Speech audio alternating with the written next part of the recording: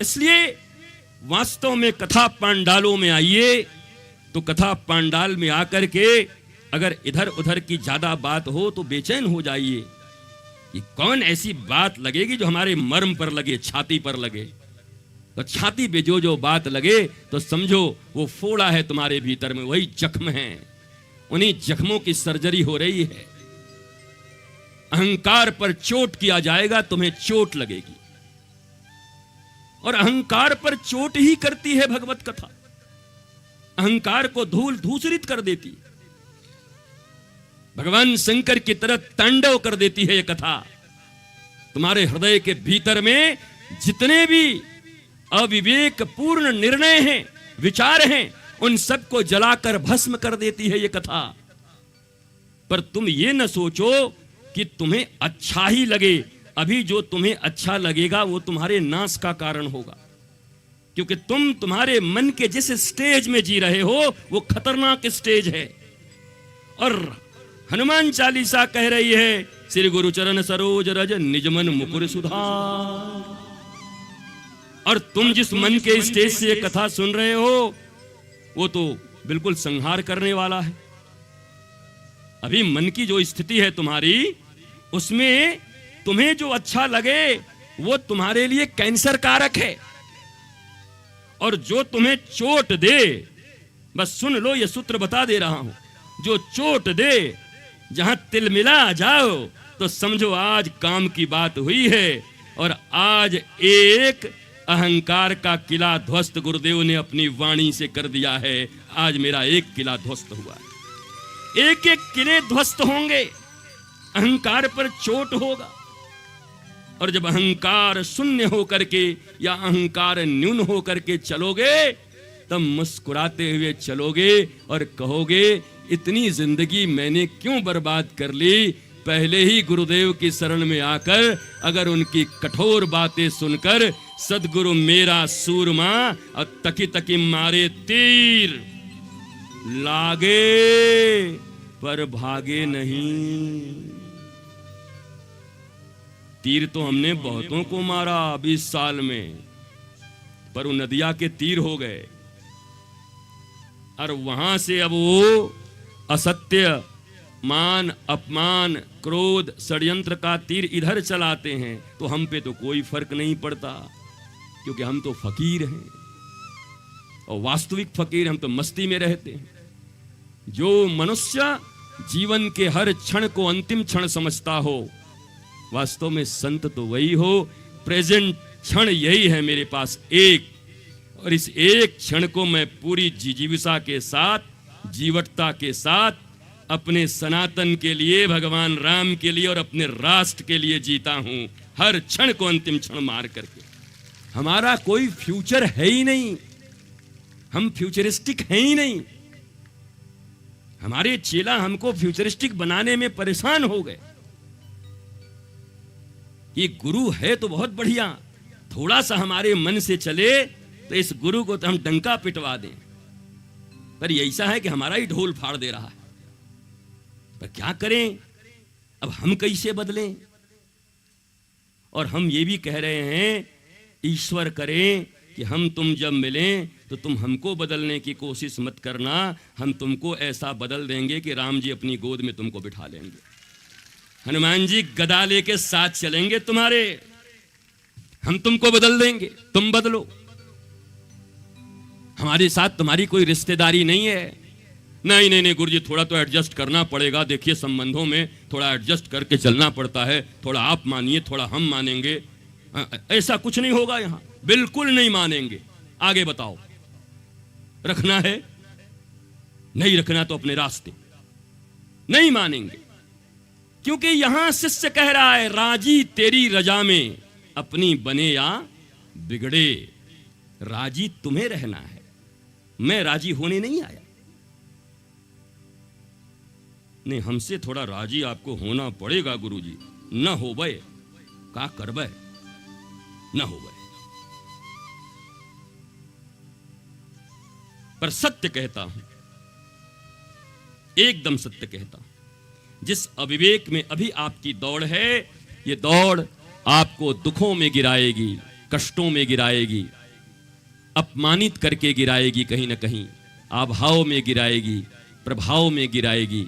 गिरोगे तो जरूर, पर नालियों में गिर जाओगे। और याद रखो, सदगुरु की सीख मान करके अगर दौड़े तो पहले तो गिरोगे नहीं, और गिर भी गए तो राधा माधव की गोद में गिरे हुए मिलोगे।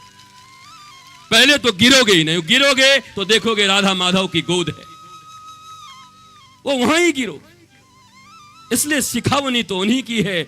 इसलिए श्री गुरु चरण सरोज रज। हमने कल ही कहा था कि हम कह भले रहे कि 40 है और हम 40 कह देंगे, पर हम एक कौ का वर्णन पूरा कर दें तो वही काफी है। श्री गुरु चरण सरोज से गड़िए आगे न बढ़ी। 43 कथा करावे के पड़ी सुने बदे, 40 और 3 2 पहले श्री गुरु चरण सरोज रज निज मन मुकुर सुधार वरणौ रघुवर विमल जसु जो दायक फलचार। ये 2 हो गया।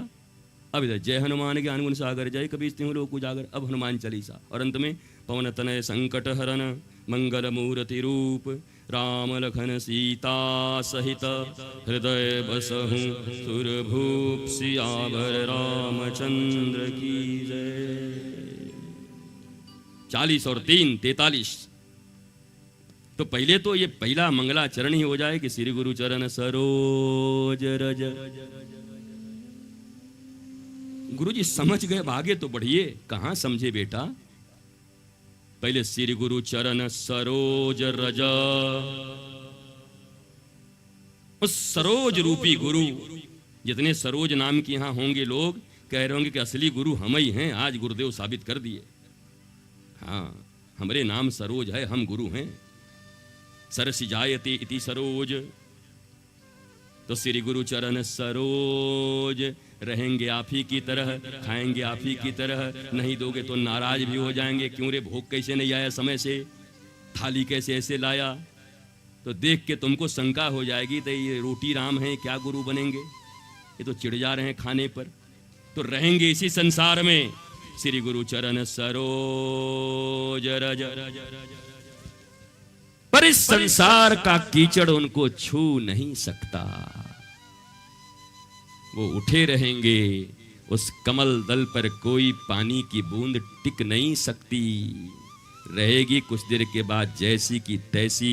वो कमल के उस पत्ते को भी गीली नहीं कर सकती। वो जल, वो कीचड़ कमल तक नहीं पहुंच सकता। इस संसार के त्रिगुणात्मक शरीर को धारण करके इन्हीं त्रिगुणों में गुरु भी रहते हैं तुम्हारी तरह। और तुम्हारी तरह जो अज्ञानी और अविवेकी हैं, वो उनको अपने समतुल्य मान करके, यार गुरुजी हमारा बतवे नहीं समझता हुआ, हम समझावे पे लगे हैं उनके, समझ जाता तो उनका काप बन जात। ओहो, अज्ञानता की पराकाष्ठा है ये शिष्य के लिए, जो गुरु समझाने निकला हो। जिसने गुरु को समझाने की बीड़ा उठा ली हो, उस शिष्य का अज्ञानता का पराकाष्ठा है। तो श्री गुरु चरण सरोज रज। ऐसे गुरुदेव भगवान के चरण रज को निज मन मुकुर सुधार। जब तक इस त्रिगुणात्मक शरीर में है और त्रिगुणात्मक इस संसार में है, तब तक अलख निरंजन कहने का आपका अधिकार नहीं है। केवल कहोगे मुख से, आप तो उस पद के रज का अंजन लगा करके गुरुदेव की तरह, कमल की तरह इस कीचड़ में आनंदित जीवन जी सकते हो। और अपने जीवन की पूर्णाहुति होने के बाद वैकुंठाधिपति और साकेताधिपति के चरणों के दास बनकर रह सकते हो। इतना कर सकते हो, इतना ही होगा, याद रखो। तो श्री गुरु चरण सरोज रज। और इन आंखों में लगाओ अंजन। और अगर ये अंजन ठीक से लग गया कभी, अब मामला बन गया और गुरु की कृपा हो गई और शिष्य तगड़ा मिला, तो गुरु चरण रज का अंजन लगा करके किसी दिन हाथों में दंड उठा करके और तब कह सकते हो अलख निरंजन, अलख निरंजन, अलख निरंजन। अब अलख निरंजन हो सकते हो। पहले तो अंजन लगाओ गुरु चरणों के रज का, तो श्री गुरु चरण सरो, एक बार सब गाइए तो, श्री गुरु चरण सरोज रज निज मन मुकुर सुधारे, वरनौ रघुबर विमल जसु, जो दायक फल चारि। श्री गुरु चरण सरोज रज निज मन मुकुर सुधारि, वरनौ रघुबर विमल जसु, जो दायक फल चारि। बुद्धिहीन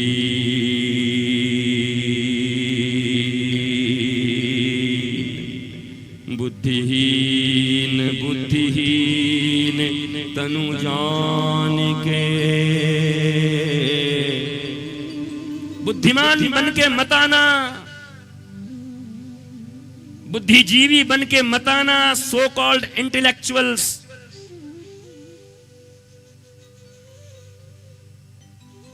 भारत में और दुनिया में अगर सबसे बड़े खतरनाक कोई लोग हैं तो सो कॉल्ड इंटेलेक्चुअल्स, बुद्धिजीवी।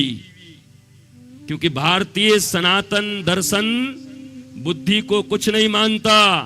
वो क्या मानता है? बिनु सत्संग विवेक न होई, विवेक न होई, राम कृपा बिनु सुलभ न सोई। बिनु सत्संग बुद्धि न होई नहीं कहा, क्या कहा? बिनु सत्संग विवेक न होई। बुद्धि के देवता कौन है पता है? ब्रह्मा जी। और ब्रह्मा जी का वाहन क्या है? बोलो। हंस। हंस का क्या गुण है? नीर और क्षीर को अलग अलग कर देता है, दूध और पानी को अलग अलग कर देता है। जो शाश्वत नश्वर में भेद समझे, न्याय अन्याय समझे, धर्म अधर्म समझे, देह और आत्मा का भेद समझे, वास्तव में वही हंस है। और इसीलिए संतों को परम हंस भी कहते हैं।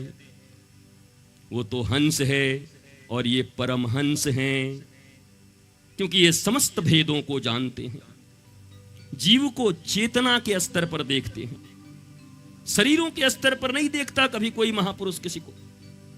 कपड़ों से नहीं देखता, चमड़ों से नहीं देखता किसी को कोई महापुरुष सदगुरु। उसकी चेतना का स्तर क्या है? चेतना के स्तर पर उस शिष्य के साथ संबंध स्थापित करके उसके उत्थान के लिए सदगुरु सदा प्रयासरत रहते हैं। पर चेतना के एकदम निम्न स्तर पर जाने के बाद फिर जाको प्रभु दारुण दुख दीन्हा, ताकि मति पहले हर लीना। फिर उसकी मति हर ली जाती है। जिनको दारुण दुख देना होता है भगवान को, ईश्वर को, कर्मों के अनुसार, तो उसकी मति पहले ही हरण हो जाती है। पर अगर वो भी हनुमान जी का शरण ले ले तो कुमति निवार सुमति के संगी, कुमति निवारी सुमति के संगी। तो ऐसे कुमति वालों को भी सुमति में परिवर्तित कर सकते हैं। इसके दो दो अर्थ मैंने लगाए। एक तो हनुमान जी क्या करते हैं? कुमति निवार सुमत के संगी, महावीर विक्रम बजरंगी। वीर किसे कहते हैं? वीर जो बाहर भौतिक युद्ध को जीतता है, संसार को जीतता है, अपने शत्रुओं पर विजय प्राप्त करता है। और महावीर किसे कहते हैं? जो अपने भीतर में काम, क्रोध, मद, मोह, लोभ, मात्सर्य के ऊपर विजय प्राप्त करता है उसे महावीर कहते हैं। जो भीतर के युद्ध को जीते उसे महावीर, और जो बाहर के युद्ध को जीते उसे वीर। इसलिए हनुमान चालीसा में पहले कहा गया, जय हनुमान ज्ञान गुण सागर। जय शब्द भी वही है, जय और विजय दो शब्द हैं। जय और विजय। विजय कहते हैं भौतिक रूप से शरीरों के ऊपर विजय प्राप्त कर लिया, स्थान पर विजय प्राप्त कर लिया, राज्य जीत गए, शत्रु जीत गए, उसको विजय कहते हैं। पर जिसने अपने इंद्रियों और मन पर विजय प्राप्त कर लिया उसे जय कहते हैं। इसलिए जय हनुमान ज्ञान गुण सागर, जय कपीस तिहुँ लोक उजागर, जय कपीस तिहुँ लोक उजागर। तीनों लोग, तीन लोक बटे हुए आपके भी, लोअर, मीडियम एंड अपर। अगर चक्र की दृष्टि से भी बोलोगे तो हनुमान जी की शरणागति लेते क्या होती है? तीनों लोक और तीनों गुण हैं, सतो, तमो, रज। इस दुनिया में ऐसा कोई आदमी नहीं जिसके भीतर तमोगुण न हो। कोई माई का लाल मनुष्य के रूप में पृथ्वी पर आकर के बड़ा से बड़ा संत, बड़े से बड़े महापुरुष भी नहीं कह सकते कि उनके भीतर भी तमोगुण नहीं है। कोई नहीं कह सकता कि उनके भीतर रजोगुण नहीं है। कोई नहीं कह सकता कि उनके भीतर सतोगुण नहीं है। महाकुकर्मी, महाभ्रष्ट से भ्रष्ट आदमी के भीतर भी सतोगुण होता है। बस परसेंटेज का अंतर होता है। किसी के अंदर 90% तमोगुण है, 8% रजोगुण है, 2% सतोगुण है, सात्विक है। तो वही जो परमहंस महापुरुष हैं उनके भीतर 99% सतोगुण है और बाकी 1% में ये दोनों हैं, रजोगुण और तमोगुण उनके भीतर भी हैं। इसलिए याद रखो ये दोनों चीजें तुम्हारे भीतर में भी हैं। केवल अयोध्या में मंथरा नहीं रहती, याद रख लेना। अयोध्या में ही केवल मंथरा नहीं है, और हनुमान जी केवल वहीं नहीं है, अयोध्या में राम जी के साथ और लंका में, ये दोनों आपके भीतर में भी हैं। पर अगर मंथरा की कुटिलता अगर तुम्हारे भीतर में प्रभावी हो गई तो स्वयं स्वयं के परिवार, देश और मानवता का विनाश करने वाले बन जाओगे। और हनुमान जी की चतुराई तुम्हारे भीतर में आएगी तो तुम अपने अपने परिवार, पूरे राष्ट्र और पूरे ब्रह्मांड का मंगल करने वाले बन सकते हो। तो चतुराई हनुमान जी की भी है और कुटिलाई मंथरा की भी है। ये दोनों हर व्यक्ति के भीतर में हैं। अब किसको जगाना है वो तुम समझो, किसका साथ देना है वो तुम समझो। अगर तुमने दुर्योधन का साथ दिया तो कर्ण की तरह छेद दिए जाओगे, भेद दिए जाओगे, मार दिए जाओगे, दानवीर के बाप ही क्यों न रहो। पर भगवान कृष्ण ने कहा मारो इसको, सुलाओ। ये कर्ण बनता है, मार, सुला इसको यहीं पर। धर्म विरोधी आदमी दुर्योधन का मित्र, दुर्नीति का मित्र, कुमति का मित्र, तमोगुनी का मित्र, इसकी मृत्यु निश्चित है। इसलिए ये दोनों के भीतर हैं, कुटिलाई भी है, चतुराई भी है। और कोई मैया का लाल नहीं कह सकता। कई लोग कहते हैं महाराज जी हम एकदम निर्मल हैं, महाराज जी हमारे भीतर में 1% कुटिलता नहीं है। मैं धीरे से देख के मुस्कुराता हूं, बारे कुटिलाधिराज, कोई कुटिलाई नहीं तुम्हारे भीतर, हो ही नहीं सकता। यह शरीर जब तक है, देह जब तक धारण किए हुए हो तब तक ये सब चीजें तुम्हारे भीतर रहेंगी। काम, क्रोध, मद, मोह, लोभ, मात्सर्य। कोई माई का लाल मिटा के दिखा दे तो कोई बोले। भगवान श्री राम विश्वामित्र जी को अपना गुरु मानते हैं और विश्वामित्र जी मेनका के साथ फिसल गए थे। मेनका के साथ एक पुत्री को जन्म दिया था, शकुंतला। और फिर वहीं से एक पुत्र और उनका आया, उसका नाम भरत। कई लोग ये भी कहते हैं कि भारत का नाम उनके नाम पर भी पड़ा। भगवान श्री राम इतने मर्यादा पुरुषोत्तम हैं, तो कैरेक्टर में जिनका लाल दाग लग गया उनको गुरु क्यों बना लिया? ये प्रश्न है रामपुर कला वालों से, रामपुर के विद्वानों से, मानस के विद्वानों से। श्री कृष्ण जिस कला में आए थे वो तो झूठ भी बुलवाए। हालांकि झूठ और सत्य क्या होता है? धर्म की स्थापना में जो कुछ करना पड़े वही सत्य है। और धर्म का परिभाषा हमारे गुरुदेव ने बड़ा प्यारा दिया, स्वयं को बचाना, सबको बचाना, स्वयं बढ़ना, सबको बढ़ाना, इसको ही तो प्यारे धर्म समझना। कितना श्रेष्ठ परिभाषा। स्वयं बचो, पहले स्वयं बचो। शरीर माध्यम खलु धर्म साधनम। ये शरीर क्या है? धर्म साधन का एक यंत्र है। इसलिए इसकी पूरी देखभाल करो अच्छे से, खूब बढ़िया से शरीर को, चाहे जितना भी उम्र हो जाए पर बढ़िया रहो। हमको ब्रिजभूषण बाबू को देख को इतना अच्छा लगता है, ये उम्र में भी क्या बढ़िया दंड बैठक मार करके, और अभी भी लगते हैं जैसे 20-30 साल के हो। चेहरे पे वो चमक है।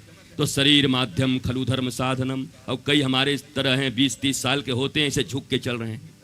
गुरुजी प्रणाम। हम कि तुम्हारा परिणाम हमको दिख गया। अरे ठीक शरीर बनाओ, अच्छे से रहो, खाओ पियो, नियंत्रित रहो। क्यों? ये शरीर किस लिए मिला है? शरीर माध्यम खलु धर्म साधनम। ये धर्म साधन का यंत्र है। इसको स्वस्थ रखो, चुस्त रखो, दुरुस्त रखो। इससे धर्म करना है। प्रभु ने हमें इतना बड़ा यंत्र दिया है, दुर्लभो मानुषो देही। इस पर जो अत्याचार करे, इस पर जो अनाचार करे, इसको जो मिटाने के लिए सोचे, उससे बड़ा पापी कोई नहीं होता। इसलिए ये शरीर भी श्री विग्रह का मंदिर है ठाकुर जी का। इसकी देखभाल जैसे बाहर से चकाचक हो, वैसे भीतर से भी चकाचक रहो। जैसे शरीर को धोते वैसे इंद्रियों को भी धो, मन को भी धो। महाभारत के युद्ध में आपने देखा, भगवान श्री कृष्ण युद्ध के बाद रात्रि में घोड़े को स्नान कराते हैं रगड़ रगड़ के। अब ये जो भारतीय सनातन संस्कृति में ये जितने भी धर्म शास्त्र हैं, ये क्या हैं? ये सब कोड में लिखे हुए हैं। जिन मूर्खों को डिकोड करने नहीं आता वो सीधा ही आरोप लगा देते हैं, कुछ भी कह देते हैं। मैंने कई बार कहा ना, जैसे सेना के लोग हैं, hello hello Charlie, alpha alpha beta tiger gamma, वो आपस में बात करते हैं, तुम नहीं समझ पाओगे क्या बात हो गई, कब कहां क्या पहुंच गया। डिकोड जो कर पाएगा, जो कोड समझता है, पासवर्ड समझता है, वही समझेगा। इन शास्त्रों में भी कोड छिपे। सीधा ही सीधा अगर तुम पढ़ोगे तो तुमको आज का विज्ञान तुमको चुनौती दे देगा। बाल समय रवि भक्त लियो तब तीनहु लोक भयो अंधियारो, लील्योता ही मधुर फल जानी। लोग कहेंगे वाह बताइए, इनके यहाँ का हनुमान जी कह रहे हैं कि सूरज निकल गए। वाह भैया तुम लोग कैसी बात करते हो। अब वेदांत की दृष्टि में कभी इसका कोई परिभाषा दिया नहीं कि वैदांतिक सिद्धांत में इस बात का क्या अर्थ है, इसको कैसे डिकोड करें। तो सीधा सीधा हमने बस पढ़ा, सीधा सीधा हमने सुना, और जब कोई हमसे प्रश्न किया तो हम पीछे मुंह करके लौट गए। मम्मी को खुद पता नहीं, पापा को खुद पता नहीं, दादाजी को खुद पता नहीं, तो बच्चे को क्या बताएगा। तो लीलाओं के साथ साथ भगवान को तात्विक रूप से भी जानना जरूरी है। तत्वतः वो कौन है? ईश्वर अंश जीव अविनाशी एकमेव नित्यम सोहम अहम ब्रह्मास्मि तत्वम असि शिवोहम। ये सूत्र भी आपको जानने होंगे। भारतीय सनातन धर्म को मानने वाले, संस्कृति को मानने वाले भारतवासियों, तत्व को भी जानना सीखो। केवल लीला में शंका हो जाएगी, और जो शंका में वही लंका में। और जो तत्व को सद्गुरु से जानकर, मीमांसा करवाकर, अपने बोध में लाकर के धर्म की व्याख्या करे, स्वयं समझे, तो जैसे जो शंका में वो लंका में। और गुरुदेव के द्वारा जब ज्ञान प्राप्त हो जाए तो उस विश्वास में वो वृंदावन में पहुंच जाएगा, लंका से सीधा। जहां शंका वहीं लंका, और गुरुदेव के प्रबोध से मिला जो विश्वास, वही वृंदावन अयोध्या है। पर हम तो लेते नहीं, घर की मुर्गी दाल बराबर, चलते नहीं। तो श्री गुरु चरण सरोज रज, निज मन मुकुर सुधारिए।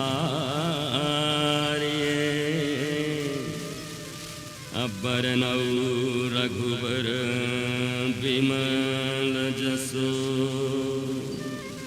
जो दायक फल चारि।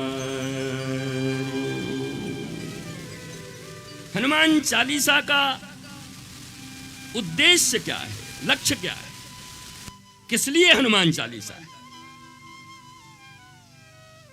तो लक्ष्य है निज मन मुकुर सुधार। क्या लक्ष्य है हनुमान चालीसा का? किस लिए पढ़ेंगे? महाराज जी हम तो बस भूत पिचास के लिए पढ़ते हैं। तो भूत पिचास तो तुम ही हो, मैंने कल ही बता दिया। तो तुमसे तुम्हारा पीछा कैसे छूटेगा? भूत तुम हो, प्रेत तुम हो, पिशाच तुम ही हो। लक्ष्य पहले ही मंगलाचरण में तय कर दिया गया, निज मन मुकुर सुधार। और मन में जब सुधार आ गया, मन के दर्पण में मलिनता मिट गई। ये वो दर्पण नहीं है जो कॉलिन से साफ हो जाएगी और चूना और पानी से रगड़ देंगे और दर्पण साफ हो जाएगा। कि निज मन मुकुर सुधार, पर कैसे? श्री गुरु चरण सरोज रज। इसलिए आपने देखा होगा गुरु चरण का महत्व तो इसीलिए लोग चरण पकड़ते हैं।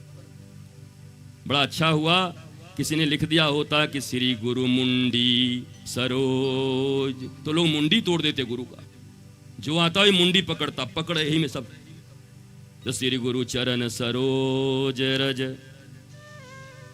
तो लक्ष्य है निज मन मुकुर सुधार। हमारे मन में जो बहुत मलिनता आ गई है, इसके कारण हमारा जीवन दुखी हो गया है, तो ये निर्मल बनाना है। पर होगा श्री गुरु चरण सरोज रज से। अच्छा भैया लक्ष्य तो ये है, हो जाएगा निज मन मुकुर सुधार। लक्ष्य क्या है? मन का सुधारना। तो कैसे सुधरेगा? उपाय क्या है, दवाई क्या है? बड़ा श्री गुरु चरण सरोज रज। दवाई क्या है? श्री गुरु चरण सरोज रज। लक्ष्य क्या है? निज मन मुकुर सुधार। और लक्ष्य की प्राप्ति के बाद क्या मिलेगा? वरनौ रघुबर विमल जसो, जो दायक धर्म अर्थ काम मोक्ष।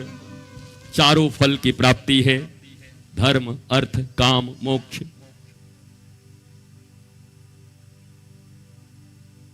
चार पुरुषार्थ हैं ना। हरहु कलेश विकार। क्लेश 5 हैं, विकार 6 हैं, पुरुषार्थ 4 हैं, और बनेगा 1 से। ये 5 भी मिटेंगे, वो 6 भी मिटेगा, ये 4 प्राप्त होंगे, पर पकड़ना 1 को होगा। श्री गुरु चरण सरोज रज। मिलेगा क्या? बरनौ रघुबर विमल जसु, जो दायक फल चारि। वो 4 मिलेगा। तो गुरु जी हम में तो बड़ा क्लेश है, अज्ञान है, अविवेक है, अभिनिवेश है, राग है, द्वेष है, इतने क्लेश हैं, कैसे मिटेगा? बुद्धिहीन तनु जानिके सुमरो पवन कुमार, बल बुद्धि विद्या देहु मोहि, हरहु कलेश विकार। बल, बुद्धि, विद्या, बल भी हो, बुद्धि भी हो, पर विद्या ना हो तो रावण बन जाओगे और मार दिए जाओगे, दुर्योधन बन जाओगे। हमारे यहां इस एजुकेशन को विद्या नहीं बोलते, हमारे सनातन शास्त्र में सा विद्या या विमुक्तये, विद्या वो है जो हमें मुक्ति प्रदान करती है, लिबर्टी फ्रॉम मेंटल एंजाइटीज। जितने भी हमारे भीतर में दुर्गुण हैं जो हमें कष्ट देते हैं, तकलीफ देते हैं, हमें जानवर बना देते हैं, उन सब से मुक्ति कौन दिलाता है? सा विद्या या विमुक्तये। हम इस विद्या के पुजारी हैं, हम मैकोले की विद्या के पुजारी नहीं हैं। ये विद्या हमें नहीं चाहिए, ये सनातनी विद्या है। इनका एजुकेशन 21वीं शताब्दी में ला करके यंत्रों की भरमार कर दिया, चारों तरफ यंत्र यंत्र यंत्र यंत्र यंत्र।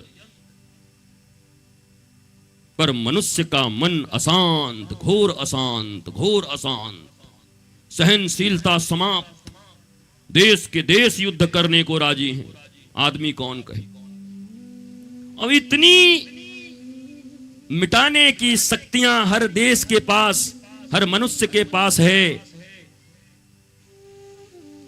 एक आदमी पगलाए तो कितने देश खत्म हो जाएं। बताओ, यहां बैठ के कथा सुन रहे हो, खत्म हो जाओगे। एक आदमी कोई पगला जाए तो उठाएगा, मारेगा डम से। सैकड़ों बार पूरी पृथ्वी को नष्ट करने के लिए इस विज्ञान ने बम बना लिए। और अब तो बायोटेक्नोलॉजी,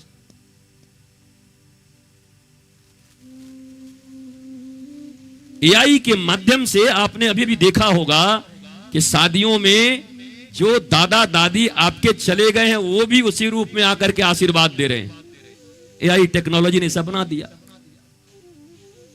शायद प्रतीक जी गए ऑस्ट्रेलिया में पढ़े, ऑस्ट्रेलिया वालों ने अभी कहा है कि कुछ ही दिन के भीतर में, अभी मैक्सिमम 15 डेज एगो हमारी बातचीत हुई है, कुछ ही दिन के भीतर में आपके जितने देवी देवता हैं, रोबोट को बिल्कुल राम जी की तरह बना करके, और राम जी की तरह अगर आप हनुमान के भाव में हैं तो वही बात आपसे करेंगे एआई टेक्नोलॉजी से, एकदम आपकी हर समस्या के विषय में।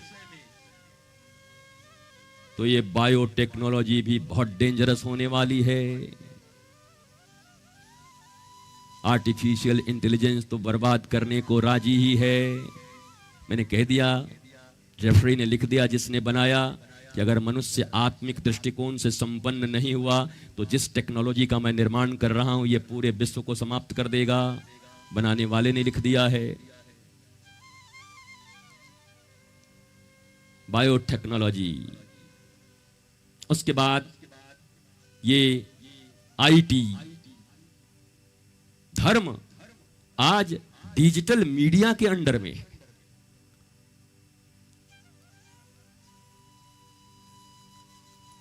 धर्म हमारे आपके जीवन में नहीं दिख रहा, डिजिटल मीडिया के अंदर में सीमित है बस। यहां देखो उड़ भी रहा है ये। हम आत्मिक नहीं बन रहे हैं, आत्मा से परिचय नहीं हो रहा। धर्म के मौलिक अर्थ, आध्यात्म के मौलिक अर्थ से हम दूर जा रहे हैं। और अगर ये चिंतन आज नहीं किया गया तो 10 से 15 वर्ष के बाद चिंतन करने के योग्य ही नहीं रहोगे। मैंने बता दिया है कि 15 से 20 साल के बाद ये एआई टेक्नोलॉजी तुम्हारे धर्म, तुम्हारे शास्त्रों, तुम्हारे महापुरुषों के बाद में कौन सा जवाब देने वाली है? लिख के रख लो। जिनकी उम्र अभी 10, 15, 20 साल है, बच्चों रख लो कि 15 साल के बाद ये एआई तुमको क्या जवाब देने वाली है। इतनी विकृति कि अपने एक महापुरुष को नहीं पहचान पाओगे।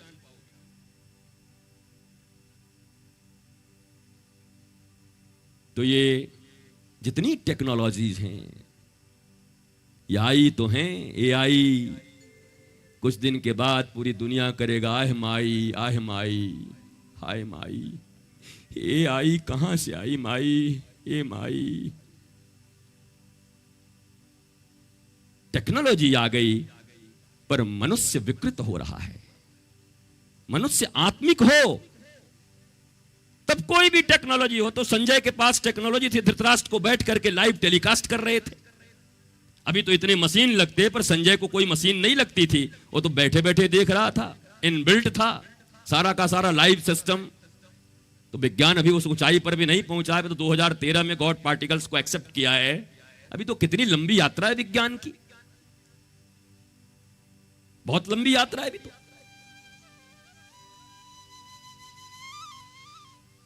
एस्ट्रोनॉमी, नासा अरबों रुपए खर्च करके जो जो चीजें बता रहा है, वो बहुत सारी चीजें आप देख लो। मैं तो साधारण ही सवाल पूछता हूं ना, आखिर वो कौन सी टेक्नोलॉजी है जो एग्जैक्टली तुम्हारे पंचांगों में लिख के रख दिया है कि सूर्य ग्रहण इस दिन को इतने बज के इतने मिनट पर लगेगा।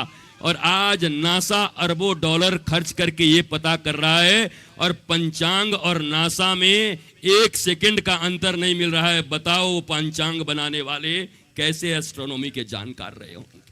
बताओ अपने देश पर गौरव है कि नहीं? हमने केवल संप्रदायों में बांट दिया, हमने उनको ऋषि के रूप में नहीं देखा। सर्वे भवन्तु सुखिनः सर्वे सन्तु निरामया वसुधैव कुटुंबकम सनातन जिस बात की उद्घोषणा करता है, सारा विश्व हमारा परिवार है। हमने उन्हें उन ऋषियों की तरह नहीं देखा, विज्ञान की तरह नहीं देखा। हमने अपने ग्रंथों की मीमांसा नहीं की, और धीरे धीरे हमारा बौद्धिक स्तर उठता गया और विवेक का स्तर गिरता गया। बौद्धिक स्तर उठा है, कोई न कहे कि बौद्धिक स्तर निम्न हो गया। बौद्धिकता बढ़ी है पर विवेकहीनता भी बढ़ी है, और बुद्धि तो विनाश का कारण है। ये इंद्रियां देखती हैं, आंखों ने देखा, मन को ट्रांसफर किया, ये मर्सिडीज मेरे को चाहिए, मन को बता दिया आंखों ने, कान से सुना मर्सिडीज के बारे में, मर्सिडीज ऐसा, मर्सिडीज वैसा, ये वैसा फलाना है, अब तो हमको चाहिए और यही वाला चाहिए। बुद्धि को बता दिया। अब बुद्धि कुछ नहीं करता, बुद्धि सिर्फ इतना करेगा, मन कहेगा हमको चाहिए, लूट के दे या कमा के दे।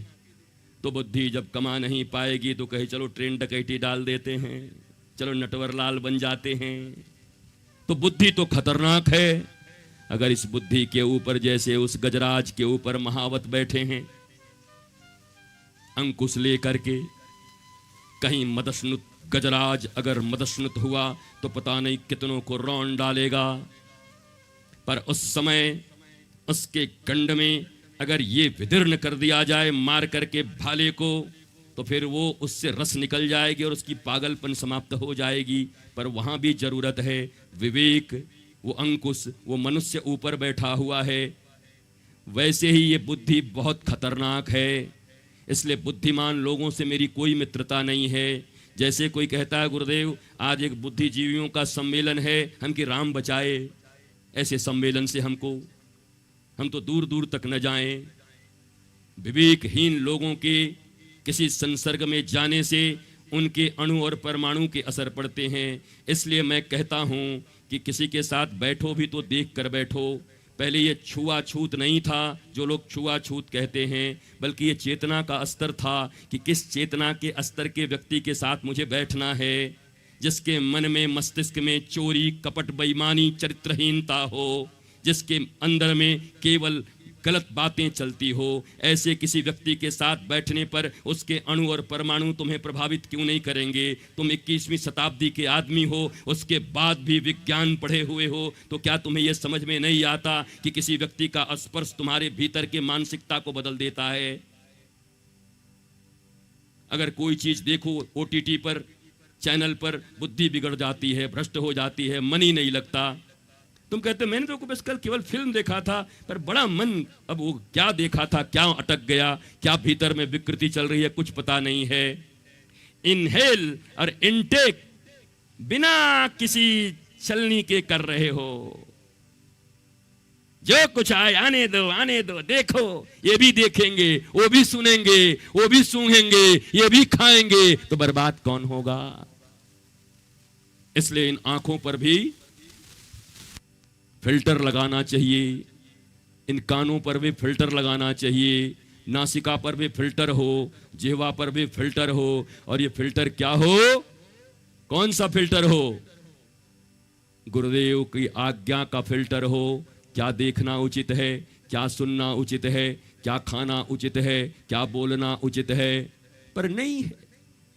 इस दुनिया में आलस्य, अहंकार और लापरवाही, ये 3 चीजें इतनी खतरनाक हैं, किसी व्यक्ति के भीतर में हो गई तो इस दुनिया में उसका मंगल कोई नहीं कर सकता। याद कर लो ठीक से, फिर से। अहंकार, आलस्य और लापरवाही, ये 3 चीजें जिसके जीवन में हो उसको बर्बाद होने से कोई नहीं रोक सकता। प्रमाद न हो तुम्हारे जीवन में। इसलिए विवेक देता है हमें यह हनुमान चालीसा। श्री गुरु चरण सरोज रज निजमन मुकुर सुधार, और अब वर्णौ रघुबर विमल जसु। और फिर धर्म भी मिलेगा, अर्थ भी मिलेगा, काम भी मिलेगा और मोक्ष भी मिलेगा। जिन चारों के लिए मरे जा रहे हो, बर्बाद हो रहे हो, यहां वहां भटक रहे हो, बेईमानी कर रहे हो, फ्रॉडिज्म कर रहे हो, झूठ बोल रहे हो, जबकि तुमको ये यहां से मिल रहा है। श्री गुरु चरण सरोज रज निज मन मुकुर सुधारे, बरनौ रघुबर विमल विमल जसु, जो दायक फल चारी। धर्म भी मिलेगा, चकाचक अर्थ भी मिलेगा, कामनाएं भी पूर्ण होंगी और मुक्ति का जीवन जियोगे। जीते जी, मरने के बाद नहीं, जीते जी उद्घोषणा कर दोगे कि मैं बंधन में नहीं हूं माया के। अब तो गुरु ज्ञान से और हनुमान चालीसा के कृपा से अब मैं मुक्त हो चुका हूं। मुस्कुराता हुआ चारों तरफ घूमूंगा। धर्म भी मेरा होगा, अर्थ भी मेरा होगा, कामनाएं भी मेरी पूर्ण होंगी और मोक्ष भी मुझे मिलेगा। क्यों नहीं लेते इस रास्ते से? मरे जा रहे हो। ये महाराज जी क्या करें कि ये कमवा हो जाए? बकरी काट दा, अब फिर बकरी तुम्हें काटी। ये महाराज जी क्या करें कि कमवा हो जाए? तो वहां जाके 5 बार घूम जा। इसमें तो बड़ा मन लगता है। ये सब कुछ कह दे, हम कुछ टटमजार नहीं करते तो लोग हम पर विश्वास ही नहीं करते। हम ये डंडवा उठा करके अगर इसके चमत्कार को दिखाना शुरू कर दें तो ऐसे ही भरल रही, यहां से रामपुर कला से जौनपुर तक भीड़ लगल रहे। पर हम रास्ता ही ऐसा चुन लिए कि सत्य अर्थ का उद्घाटन करेंगे जीवन में, धर्म शास्त्रों के मर्म को प्रकाशित करेंगे और विश्वास ये रखेंगे 1.25 लाख पर एक एक को चढ़ाऊंगा, तब जाकर गुरु गोविंद सिंह कहलाऊंगा। कोई तो मिलेगा, कोई तो मिलेगा, कभी तो मिलेगा, कहीं न कहीं तो मिलेगा। और ये बड़ा आसान, इतने अवसर, इतने अवसर, इतने प्रकार, कितने बार लोगों ने रिक्वेस्ट किया, एक विवादित बयान दे दो गुरुजी, एक विवादित बयान। फिर देखो, जीवन में जिसने अपने गुरु से प्रबोध प्राप्त किया हो, जिसने इस राष्ट्र को अपनी मां की तरह देखा हो और विश्व के समस्त लोगों को अपने परिवार की तरह देखा हो, वो विवाद नहीं संवाद में विश्वास रखता है। वो संवाद करने आया पृथ्वी पर, विवाद करने नहीं आया। वो बहुत अवसर है। एक अभी यहां से अभी एक बात बोलो, 1 घंटे के बाद भारत के सारे चैनल पर तुम मुझे देखते रहोगे। और किस चैनल पर नहीं रहते, पर बोलेंगे वही नियंत्रित भाषा, शास्त्रीय भाषा, जो मर्म है। तड़का नहीं लगाना मुझे। भगवान राम अगर चाहते तो कैकेयी के मना करने के बाद भी सारी अयोध्या उनके साथ खड़ी थी। जिसको राजा बनाने वाले थे भरत को, वो भी उनके साथ थे। गुरुदेव भी साथ थे, कुलगुरु। पर एक अपनी मर्यादा की रक्षा करने के लिए जिस सत्ता को 14 सेकंड में हथिया सकते थे, उस सत्ता को लात मारकर धर्म और सत्य के पद से 14 वर्ष के बाद आकर के प्राप्त किया। राम राज्य की स्थापना की। 1 सेकंड लगता था, 1 सेकंड। बहुमत उनके साथ थी। बहुमत ही नहीं थी, क्लीन स्वीप बहुमत थी, दिल्ली से भी ज्यादा। ऐसी बहुमत की कोई था ही नहीं विरोध में। एक मात्र कैकेयी और एक मंथरा, और मंथरा तो दूसरे देश की थी, भगा देते, निकल तू कहां से आ गई है। पर प्रभु राम ने कहा नहीं। माता कौशल्या ने कहा, कैसे तुम्हारे पिताजी तुमको दे दिए बिना मुझसे पूछे? माता और पिता दोनों की आज्ञा लगती है। मतलब मैया तो भूल गई क्या? बचपन में हमें दूध कैकेयी माता ने पिलाया है।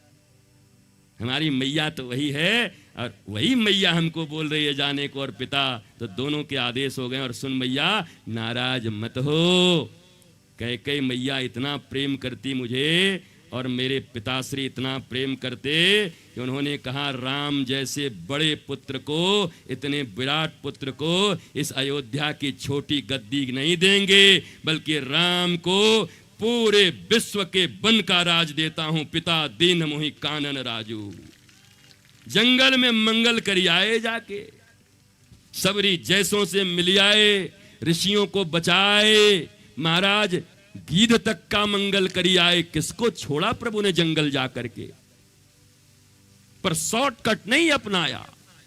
और जितने लोग मारे जा रहे हैं सब शॉर्टकट के चक्कर में। हमारे चेला खुद ही शॉर्टकट के चक्कर में लगे, जितने हमारे शिष्य हैं सब शॉर्टकट।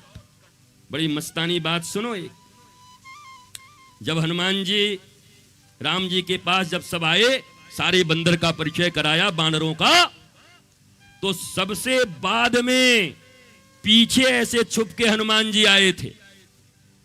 जब लंका जाने की बात थी, मार के धक्का देके गुलदस्ता लेके पहले लोग मंच पे चढ़ गए। हटा, हमें नहीं जाना था, वो हम कौन है? हाँ प्रभु लीजिए। नल, नील, मयंद, गयंद, ठाकुर जी भी ले रहे हैं। आओ आओ आओ सब आओ।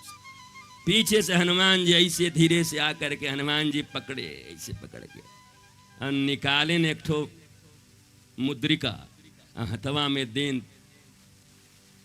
अंगद दूर खड़े थे, उस समय अंगद ही सबके लीडर थे।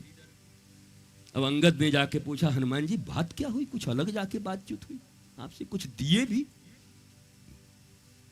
किसी बड़े लीडर से एकांत में कुछ बातचीत हो जाए तो बाकी लोगों को बुखार चढ़ जाता है। का हो का बतिया भैल, हमारे विषय में तो नहीं भैल, अब कुछ देहला तो है का पहला। तो जब अंगद जी ने देखा हनुमान जी को बार बार पूछे, महाराज क्या मिला बताओ तो, यहां गड़बड़ी मची हुई है पूरी भीतर में। लीडर हम हैं और आपसे एकांत में बात कर रहे हैं प्रभु, और सबसे पीछे आप आए थे। बोले हम क्या जाने, हमको तो बस ऐसे आशीर्वाद दिए, झुक के हम गए थे और ये एक दिए हैं। तो आए तो सबसे पीछे थे हनुमान जी। बड़े बड़े लोग आए थे, पर प्रभु राम सब जानते हैं। अभी वो बाद में नाचेंगे भी हमारे हनुमान जी महाराज अगर होंगे तो, कि बात जानते हैं घट घट की, बजा दो हनुमान चुटकी। उधर मत देखो, इधर ही देखो। भी हनुमान चुटकी तो प्रभु के पास सबसे पीछे आए हनुमान जी, और सब लोग आए आकर के गुलदस्ता दे करके गए। राम जी को पता था ये कोई गुलदस्ता वाले काम नहीं है, ये जो सबसे पीछे झुके झुके आ रहे हैं, झुकी झुकी सी नजर, काम आएंगे तो यही अहंकार विहीन हनुमान जी महाराज काम आएंगे। उसी समय मुद्रिका सौंप दिया कि आगे काम कर देना, हमको पता है कौन करेगा।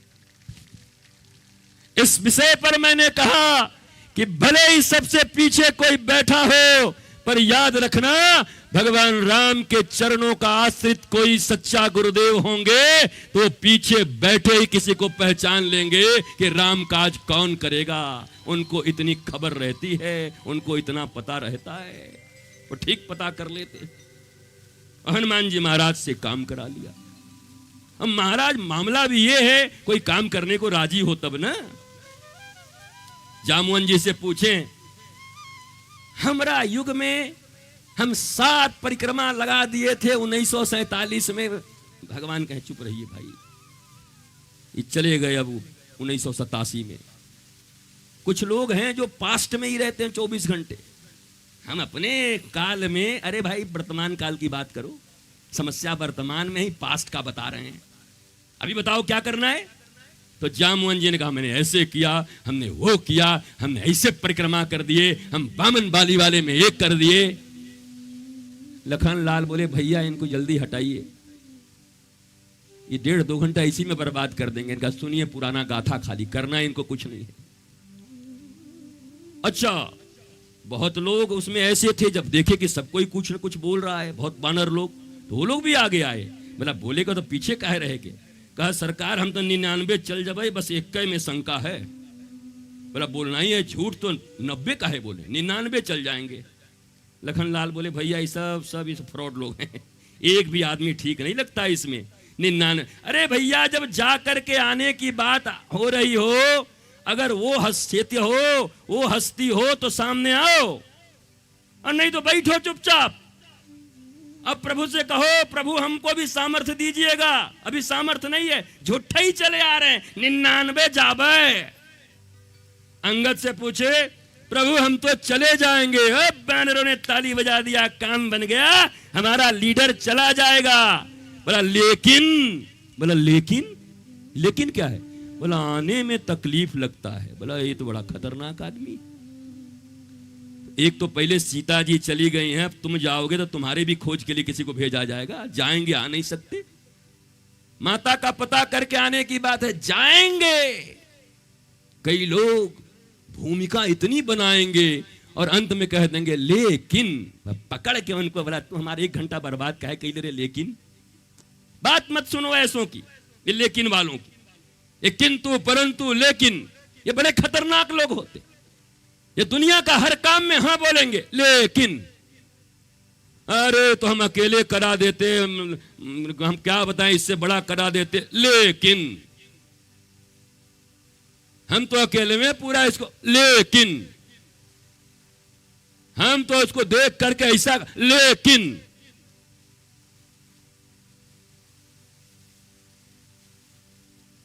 और हम भी रामपुर कला इसीलिए आ गए।